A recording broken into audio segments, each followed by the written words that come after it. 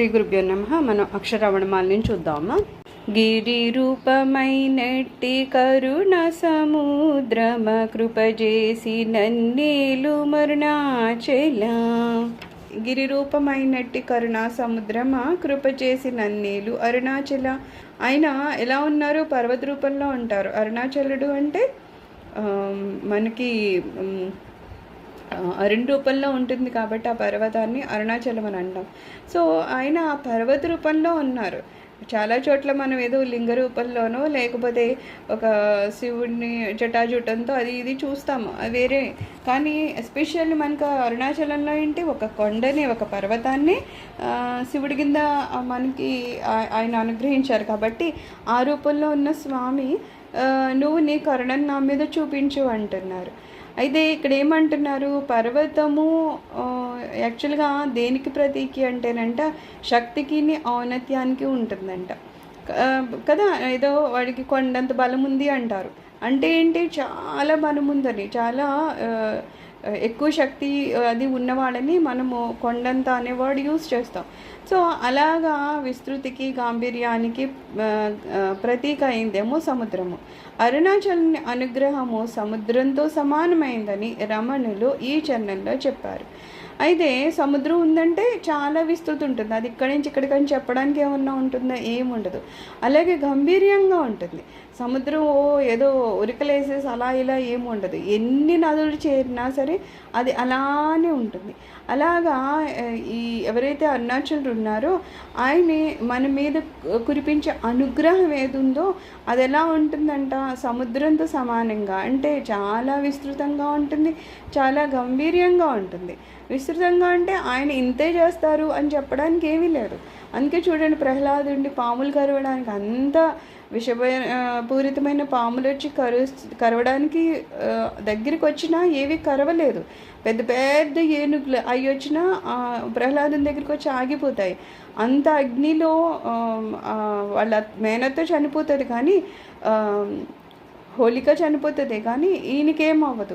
అంటే ఈయన యొక్క కరుణ, భగవంతుని కరుణ ఇంతని చెప్పడానికి ఏమన్నా ఉందా అంటే మనుషులకి ఏమన్నా ఒక మితి అనేది ఉంటుందేమో, కానీ భగవంతునికి ఉండదు. అందుకని చాలా విస్తృతంగా ఉంటుంది, గాంభీర్యంగా ఉంటుంది. ఆయన ఏం చేసినా చేయనట్టే. ఎక్కడ మనకేమి భగవంతుడు పబ్లిసిటీ ఇచ్చినట్టు చూడము. మేం కదా నీకు ఇంత ఇచ్చానని ఎప్పుడు ఆయన ఎవరిని అనరు. మనం ఎక్కడికన్నా ఏదన్నా ఇచ్చేసరికి వెంటనే పబ్లిసిటీ స్టార్ట్ అవుతుంది. అక్కడ ఏవో పేర్లు రాయడము, అనౌన్స్మెంట్లు అవి ఇవి ఉంటూ ఉంటాయి. అక్కడ గంభీరం ఏమీ లేదు. కానీ స్వామివారు అలా కాదు. ఎంత ఇచ్చినా సరే చాలా గంభీరంగా ఆయన ఏది ఇచ్చారని కూడా కాకుండా, ఇచ్చిన దాంట్లో కూడా ఒక మితి అనేది లేకుండా మన భక్తిని బట్టి ఆయన మన మీద అంత కరుణను చూపిస్తారు. కాబట్టి ఆయన అనుగ్రహము సముద్రంతో సమానం అని చెప్పి రమణ భగవాన్ అంటున్నారంట. కరుణాపూర్ణ సుధాబ్ది అని అరుణాచల పంచరత్నాల్లో కూడా మొదటి శ్లోకంలో శ్రీ భగవాన్ స్వామిని ఇలా పిలిచారు. కరుణాపూర సుధాబ్ది, కరుణతో నిండిన సుధాబ్ది, అమృతం సముద్రుడు వంటి వాళ్ళనమాట. అలా ఆ సముద్రము అమృతంతో నిండింది అనుకుందాం. ఒక్క చుక్క అమృతం దొరికితేనే చాలు కదా, ఇంకా మనిషికి ఇంకేం కావాలి, అంతా అందులోనే ఉంటుంది. అలాగా స్వామివారి యొక్క అనుగ్రహం ఎలా ఉంటుందంట, అమృతంతో నిండిన ఒక సముద్రంలాగా ఉండి కరుణతో నిండి ఉంటుందంట. అందుకని ఏదన్నా మనకి కష్టం వస్తుందంటే అది భగవంతుడు ఇస్తున్న కష్టం అనడం అనేది చాలా తప్పు. అది ఎందుకు వస్తుంది అంటే ఎప్పుడో మనం చేసిన ఏ జన్మల్లోనో చేసినాయి, మనకి కొన్ని సంవత్సరాల క్రితమే ఏం చేసాం అనేది గుర్తుండదు.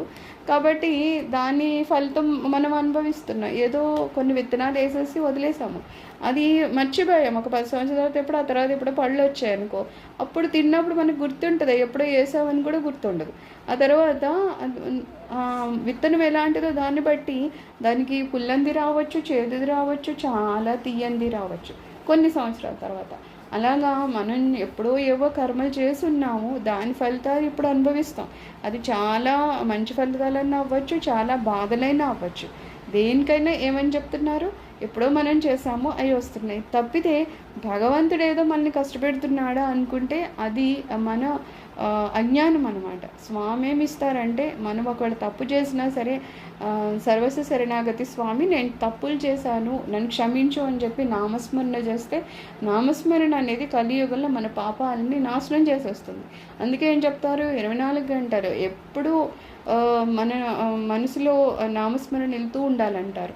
అది మనకున్న పాపాలన్నింటినీ పోగొట్టి కనీసము మనం ప్రశాంతంగా బతకడానికి అవి ఉపకరిస్తూ ఉంటాయన్నమాట. అంతటి కరుణామూర్తి భగవంతుడు అని చెప్పడం. సర్వం శ్రీ గురు చరణారవిందార్పణమస్తు. లోకా సమస్త సుఖినో భవంతు. ఓం శాంతి శాంతి శాంతి.